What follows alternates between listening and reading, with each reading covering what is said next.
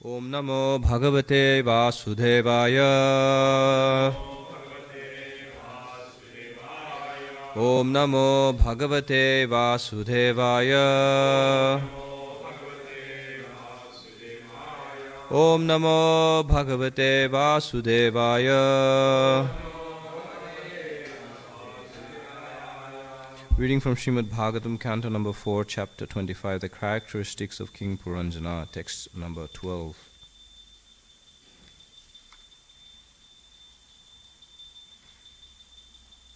Nasadu meneta sarva. Nasadu meneta sarva. Bhutale yavati pura. Bhutale yavati pura. Kaman kamayamano. Kaman kamayamano.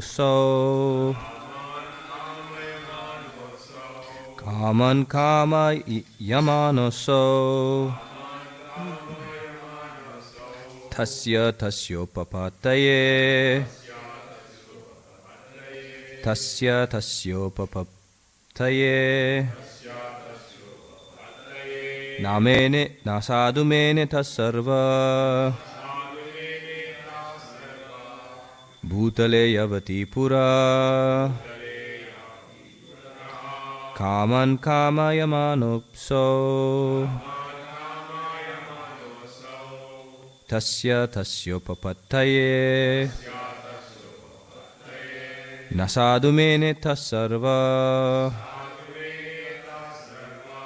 Bhutale yavati pura.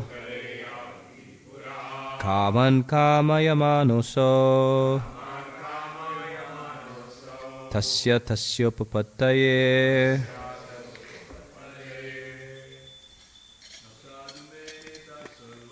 Nasadu mene tasarva.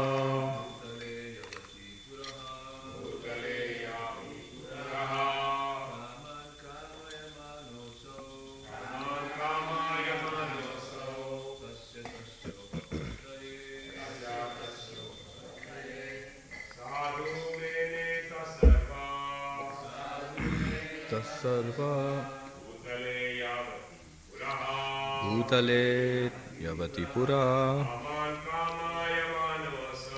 Kaman kamayamanoso. Tasya tasyopapataye. Nasadu mene tasarva.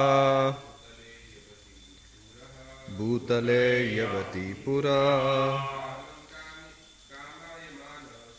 Kaman kamayamanoso. Tasya tasyopapataye. Nasadu mene tasarva. Bhutale yavati pura.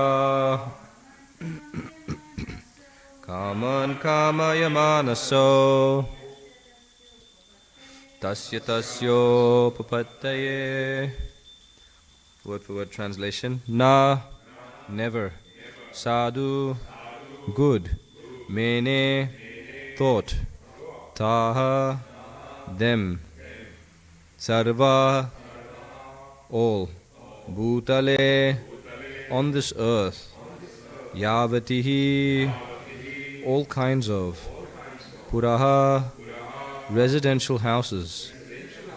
Kaman, objects for sense enjoyment. Kamayamanaha, desiring. Aso, that king. Tasya, his. Tasya, his. Upapattaye, for obtaining. Translation and purport by His Divine Grace Abhay Charnaravinda Bhaktivedanta Swami Maharaj Srila Prabhupada Ki Jai. Translation. King Purañjana had unlimited desires for sense enjoyment. Consequently, he travelled all over the world to find a place where all his desires could be fulfilled. Unfortunately, he found a feeling of insufficiency everywhere. Purport. Srila Vidyapati, a great Vaishnava poet, has sung, Tatala saikate varibindu sama sutamita ramani samaje. Material sense gratification with society, friendship and love is herein compared to a drop of water falling on a desert. A desert requires oceans of water to satisfy it, and if only a drop of water is supplied, what is its use? Similarly, the living entity is part and parcel of the Supreme Personality of Godhead, who, as stated in the Vedanta Sutra, is Anandamaya Bhyasat, full of enjoyment. Being part and parcel of the Supreme Personality of Godhead, the living entity is also seeking complete enjoyment. However, complete enjoyment cannot be achieved separate from the Supreme Personality of Godhead. In his wanderings in the different species of life, the living entity may taste some type of enjoyment in one body or another, but full enjoyment of the senses cannot be obtained in any material body. Thus, Purañjana, the living entity, wanders in different types of bodies, but everywhere meets frustration in his attempt to enjoy. In other words, the spiritual spark covered by matter cannot fully enjoy the senses in any circumstance in material life. A deer may become absorbed in the musical sounds vibrated by the hunter, but the result is that it loses its life. Similarly, a fish is very expert in gratifying its tongue, but when it eats the bait offered by the fisherman, it loses its life. Even the elephant, who is so strong, is captured and loses its independence while satisfying its genitals with a female elephant. In each and every species of life, the living entity gets a body to satisfy various senses, but it cannot enjoy all his senses at one time. In the human form of life, he gets an opportunity to enjoy all his senses pervertedly, but the result is that he becomes so harassed in his attempted sense gratification that he ultimately becomes morose. As he tries to satisfy his senses more and more, he becomes more and more entangled. Translation again. King Purañjana had unlimited desires for sense enjoyment. Consequently, he traveled all over the world to find a place where all his desires could be fulfilled. Unfortunately, he found a feeling of insufficiency everywhere. Om Jnanatimidandasya Jnananjana Shalakaya Chakshurun Militam Yena Tasmai Shri Gurave Namaha Mukham Karoti Vachalam Pangam Langayate Girim Yat Kripatamaham Vande Shri Gurun Tirtharinam. Jaya Shri Krishna Chaitanya Prabhu Nityananda Shri Advaita Gadadhara Shivasadi Gaura Bhakta Vrinda. Hare Krishna Krishna Krishna Hare Hare Hare Rama Rama Rama Hare Hare. Hare Krishna Krishna Krishna Hare Hare Hare Rama Rama Rama Hare Hare. Hare Krishna Krishna Krishna Hare Hare Hare Rama Rama Rama Hare Hare. So this section of Purañjana, the characteristics of King Purañjana, talks about Purañjana trying to find a place to live. And Prabhupada explains, who is Purañjana? The living entity. Prachinabharisat is just being used as an example. Oh, King Purañjana is being used as an example to teach King Prachinabharisat. Actually, I was reading in the what was it? Namamrita, yes. I was reading in Namamrita this morning, just before the Darshanarti. It's there mentioned, Prabhupada writes in one of the purports we just read recently, that Prachinabharisat's performance of yagya was so great that when one finished, another one started. Another one finished, another one started. And so Prabhupada says this is how our Sankirtan movement should be. As soon as one Kirtan finishes, we should endeavor to glorify the Lord in a different way. If not another Kirtan, then another way, then another way. And this way Prabhupada is saying that this Krishna consciousness movement is performed.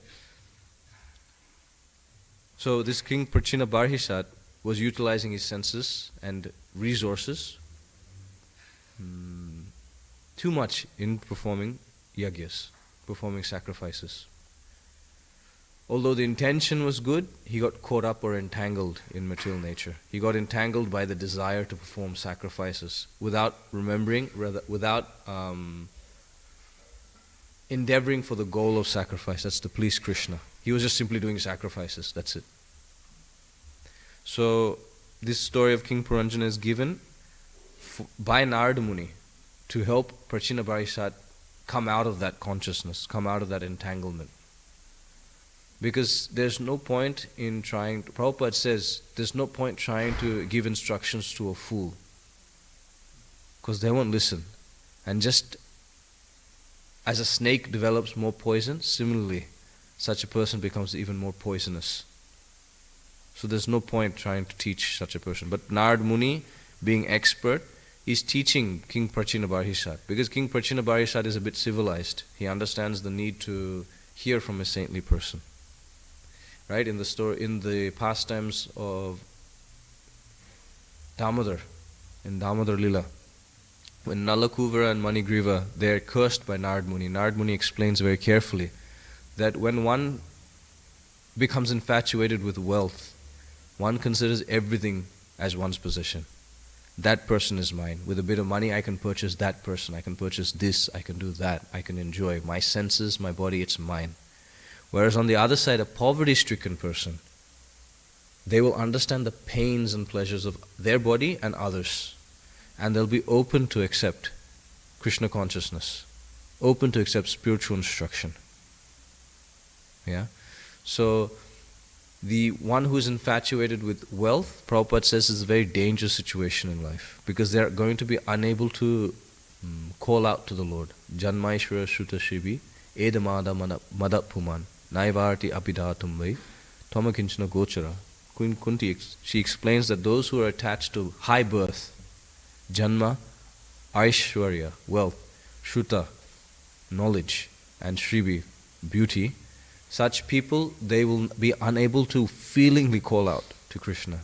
Prabhupada explains in the purport, such people will not be able to call out to Krishna with feeling at all, because of being contaminated in this way. Anyway, so the point here is Narad Muni curses them for their benefit. And in this way, he's instructing Prachina Barishat for his benefit. So you can understand the mercy of, just as the mercy of the Lord is absolute, similarly the mercy of the devotee is absolute. It may look in one, like for example, here's another one. Prabhupada says that the Mayavadis and the impersonalists, they'll hold saptahas, 7 days of Bhagavatam, and they'll simply jump straight to the 10th canto. And Prabhupada says they don't want to speak anything to do with Kurukshetra Lila. But Prabhupada says that there's no difference between Krishna on the battlefield and Krishna being in the Rasa Lila. Both are absolute. It is Krishna, and the devotees know how to relish both. So in the same way, the devotee, whether he gives a curse or a benediction, it is ultimately for the benefit of that other person. We may not see it now. Just like Nala Kuvera and Manigriva took 100 celestial years as the body of Arjun trees to be able to realize the benefit that Narad Muni gave them. Similarly, Prachina Barishat, after going through this pastime or the hearing of Purañjana, will come to his senses, and then he will go to the forest to perform tapasya and attain liberation, the lotus feet of the Lord. So in this particular section, we're talking about how Purañjana, the king, is trying to find a place to stay. So in the same way, the living entity, the Atma, is trying to find a suitable body in which to enjoy life in the conditioned state of existence. Okay? And as it's mentioned, that this cycle of birth and death is just simply full of misery. Apparent happiness and misery. Why is it apparent happiness? Because we suffer so much. When there's an absence of suffering, we consider that enjoyment. But is that really enjoyment? It's an illusion. Just like this poet Vidyapati mentions, that Tatala Saikata Vari Bindu Sama, Sutamita Ramani Samaje, that this material world, the enjoyment that one gets with society, friendship and love, as Prabhupada says, Sutta Mita Ramani Samaje. That's sutta with family members, friends, one's own spouse, and other relatives. That enjoyment one tries to get in the material existence is no different from a drop of water in a desert. My spiritual master gives this example a lot. That imagine you're stuck in the desert. It's the same example but fleshed out.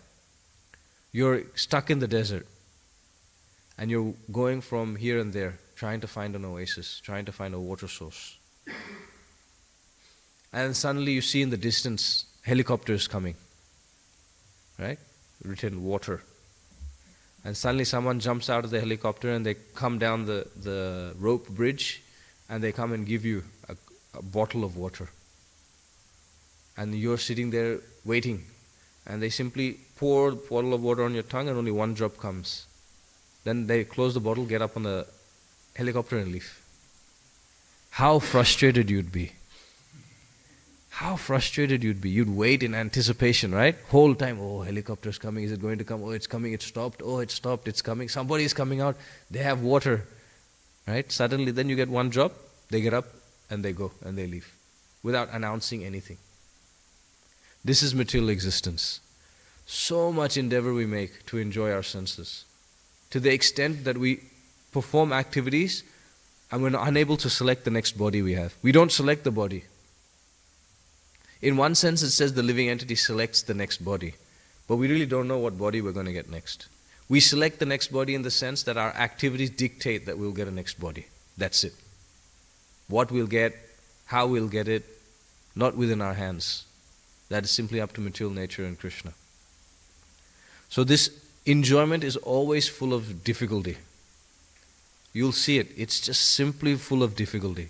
Just like how Krishna says, this difficulty goes all the way through to the extent of impersonalism and their activities in the spiritual, realm or spiritual, the spiritual realm. Their endeavor to understand Krishna as formless is also full of difficulty. That endeavor, the process in which they follow, is also full of difficulty. If they want to come out of it, it's difficult also, because when they come to understand about the form of Krishna, they'll simply remember the endeavors they made to understand Krishna as formless. So it becomes even more difficult for them to accept that Krishna has form, personality, activities. So, what to speak of, they're considered also transcendentalists. So what to speak of them if they're struggling so hard by practicing that type of spiritual practice? What to speak of the karmis? What to speak of living entities stuck in the material world?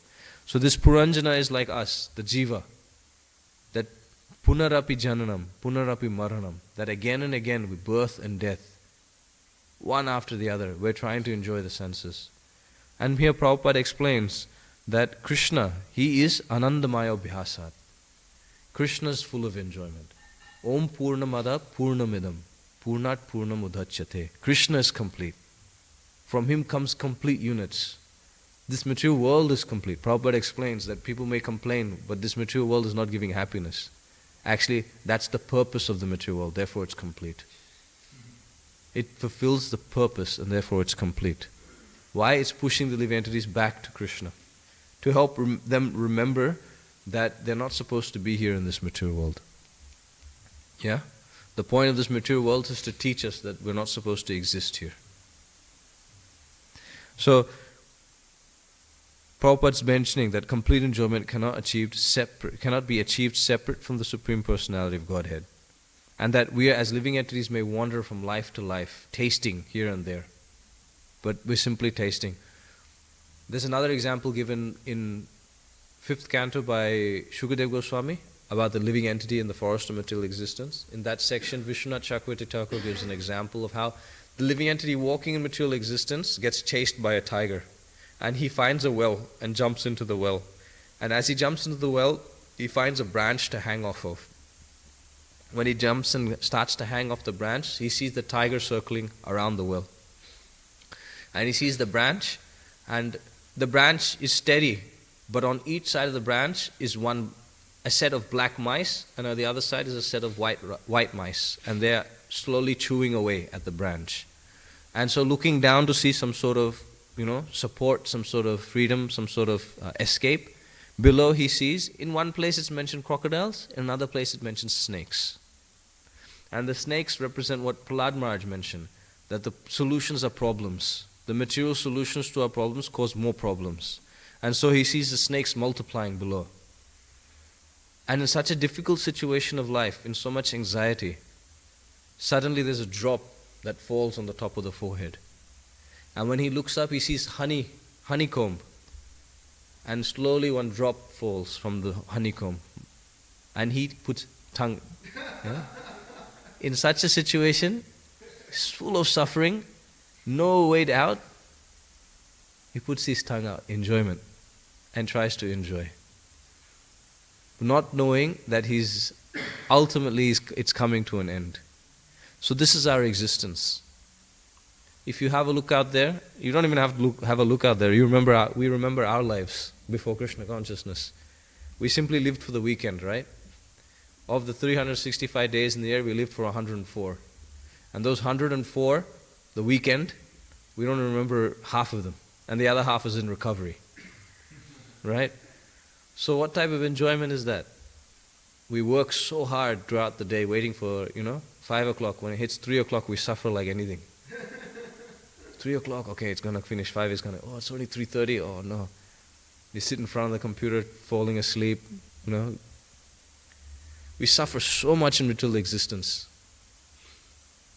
So when we come to Krishna consciousness, at that point in time we become a bit grateful. After we suffer a lot, we become grateful that here's an opportunity to finish suffering altogether. But then we become complacent. That's the problem. We become complacent. When we become complacent, then we take it for granted that actually we didn't deserve this, but we think we deserved it, and we deserve much more than what we got. And so then we commit offenses. And then of course, why will we not get Krishna prema if we commit offenses? Right? Krishna's so cheap? No. Mahaprabhu's cheap? No. Mahaprabhu's magnanimous, but Mahaprabhu himself says he's not stupid. Krishna's not stupid. Right? If you're desiring material enjoyment, Krishna will not give it. Right? He says that himself. What will Krishna do? He'll give himself to the sincere soul so that they'll forget all about that avenue of enjoyment. They'll simply desire after Krishna. So as the living entity is going from body to body, there's a perfect example of this actually. Yayati. In the story of Yayati, it's mentioned that if you have a look at Yayati's whole life, you'll see he was put into difficulty. He wanted to enjoy, but he was put into difficulty one after the other. He was simply going through the forest, right? Unmarried, going through the forest, and he happened to find Devyani naked in the well. And a Kshatriya, it's his duty to save the living entity, save his praja. But because he touched her, he had to marry her. Right? When he married her, he had to marry her as well as Sharmishta, who happened to become her maidservant. Okay? Then after that difficult situation, then the next difficult situation was that Sharmishta wanted a child, and she had approached him, Yayati, and it's his duty to give because he's a Kshatriya. But then Devyani complained to her father, Shukracharya, right? Again, another difficulty. Right? And then again, what happens? He loses his youth. So then he has to find out from his son. And all of his sons don't accept his proposal, except for Puru. Right? So then he gets the youth of Puru and enjoys. Evam Varsha Sahasrani, he says. For thousands of years he enjoys. Manasaster Manasukam. As much as he wanted, he enjoyed. Because he was Sarvabhauma. He was the enjoyer of the whole, at that particular point in time, he was the enjoyer of the whole universe, Prabhupada explains.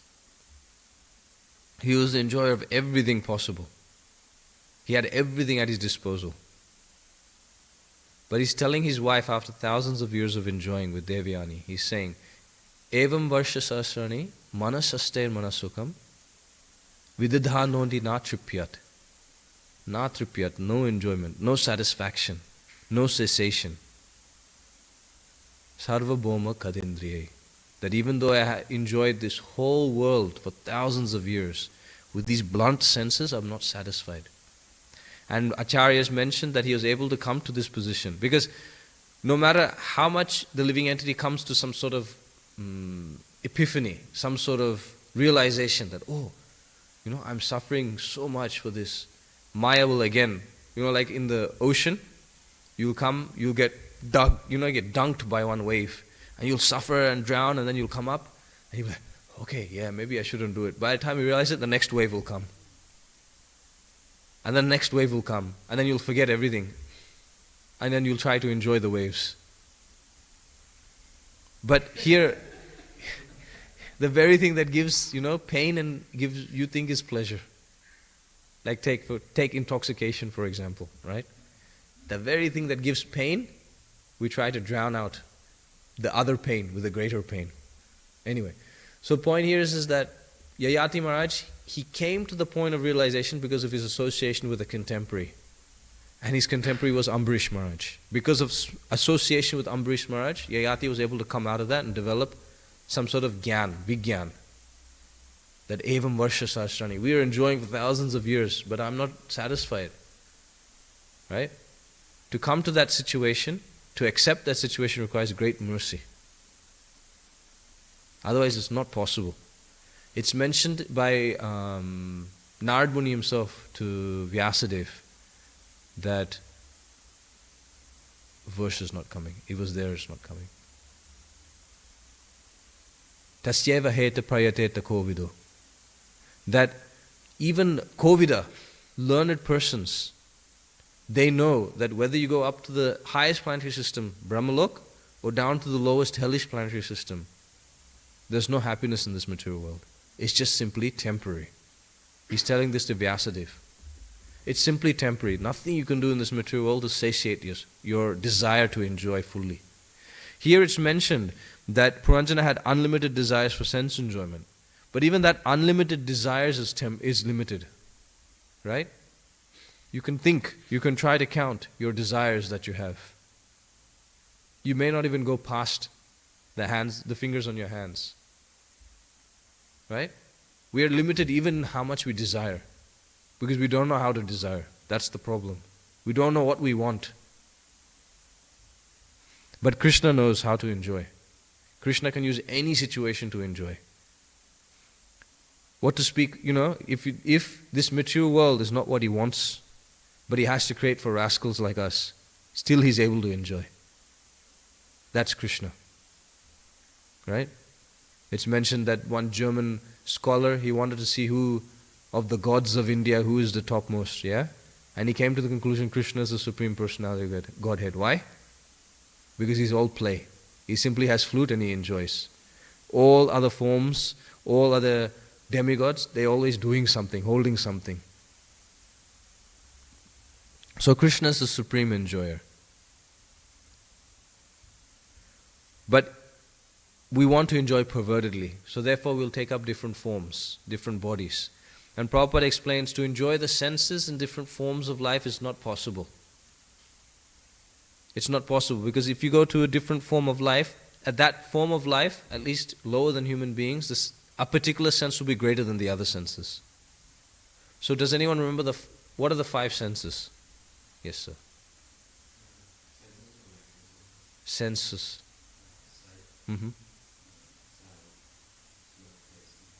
Okay. Now what are the examples? We'll go one by one. Examples of living entities that are given. Prabhupada already given most of them. That use the senses but end up becoming more and more entangled. That practically leads to their death. Starting from sight. What's the animal given for sight? Come on. Moth, yes. By seeing the light of the fire, it becomes attracted, but it comes closer and closer and burnt. Finished. Hearing. Someone else. Hearing. Deer, yes. When it hears the flute of the hunter, it becomes mesmerized, and then the hunter shoots it. Finished. Smell. Yes. Dog? Not rat either. Not hog either. This one's a tricky one. Did anyone know smell? One example is given of the musk deer. When the deer is frolicking in the forest, it smells such a nice fragrance. And it tries to find out where the smell is coming from. And then being bewildered like that, the hunter destroys, finished. Taste. Fish. Prabhupada is given here. Then Prabhupada goes even further. Touch. Elephant. Because the elephant, the way elephant is caught, they get the female elephant in front of the male, and the male, becoming overwhelmed with sexual desire, runs after the female, but it doesn't realize that there's a covered ditch, and it falls into the ditch. And Prabhupada explains that this is the way that we can train our mind. They starve the elephant. Elephant's so big, right? Human being is so small. But how does the elephant listen to a human being? Because they starve the elephant. Same thing with tigers and lions for circuses. They starve the animal to the point that the animal is so weak, and then they start giving it food. You do this and you'll get the food. If you don't, you'll get the whip. Right? In the same way, we need to train our mind. Our mind is such a rascal that will always go after sense enjoyment. The easy path, so-called easy route. Right? It'll take that. You'll always end up taking that option, and then the mind will chastise you for taking that option also. So the mind should be beaten morning and evening. Broomstick in the morning, shoe in the evening. Bhaktisiddhanta Saraswati Thakur says. In other words, we should constantly train the mind to accept Krishna consciousness, to reject anything that's material and accept that which is spiritual. So as the living entity searches for one body after the other, Purañjana is doing the same thing. In other words, birth after birth after birth, we are looking for enjoyment. But what is the problem? We find a feeling of insufficiency everywhere. We find a sense of insufficiency everywhere because Krishna is not there in the picture. That's the problem. Krishna is not there in the picture. We're not trying to satisfy Krishna's senses. We're trying to satisfy our senses.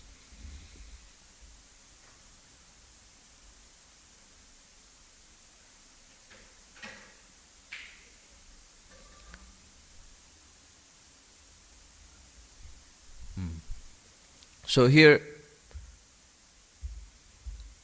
body after body you try to enjoy the senses. But then somehow or other, by the mercy of Krishna, as Chaitanya Mahaprabhu explains to Rupa Goswami, that Bharita Bhumite, no, wrong one. The Brahmanda Bhumite Hoila Manusa Janma Yar. No, that's not right either.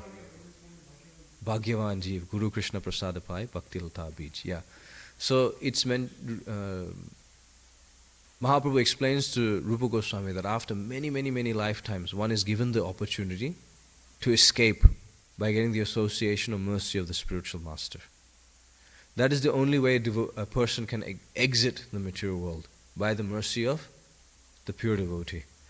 And in that pastime, Damodar Lila, at the end, when Nalakuvara and Manigriva glorify and pray to the Lord, there Krishna tells that actually, I knew what my pure devotee Narada wanted.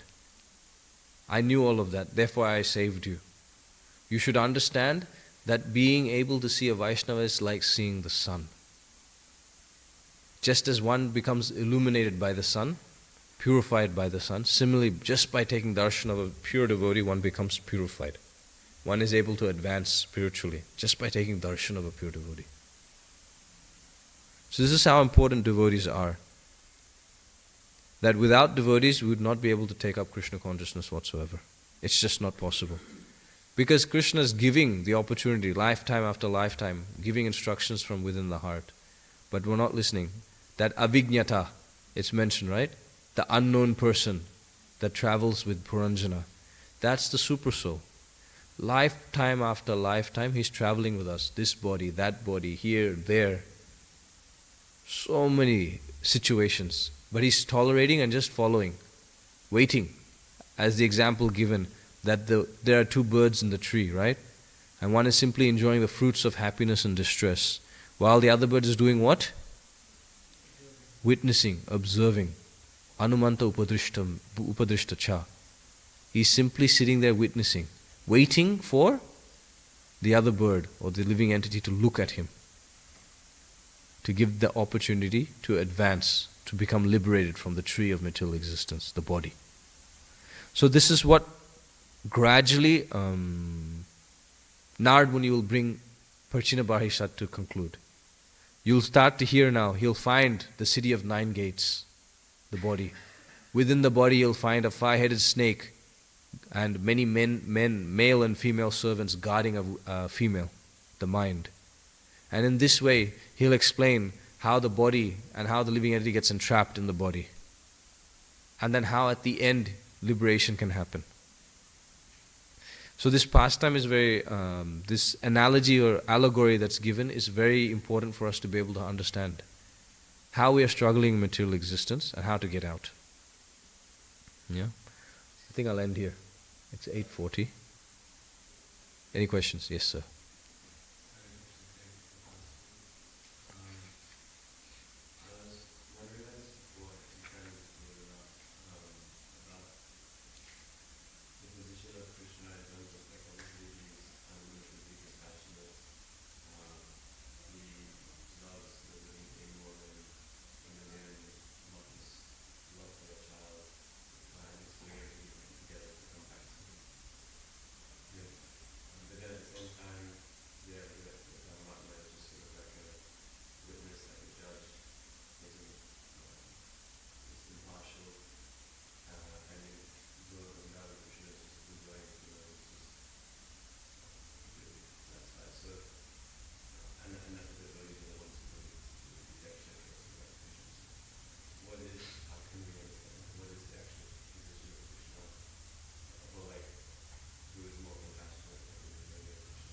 Like I was saying, Krishna's been telling us from within the heart for millions of lifetimes. We chose to ignore him.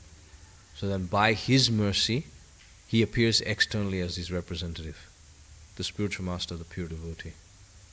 And by the mercy of the pure devotee, then we're able to go within and understand the Lord. And here, eventually come to the point of bhajatam priti purvakam, to be able to hear what the Lord has to say from within the heart. Right?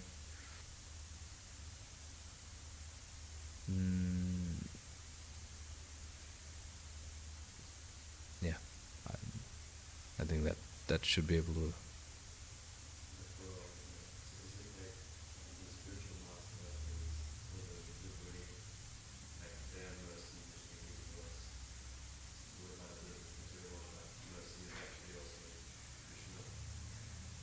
Yeah, it's the desire of the pure devotee to liberate all living entities forces Krishna to give mercy.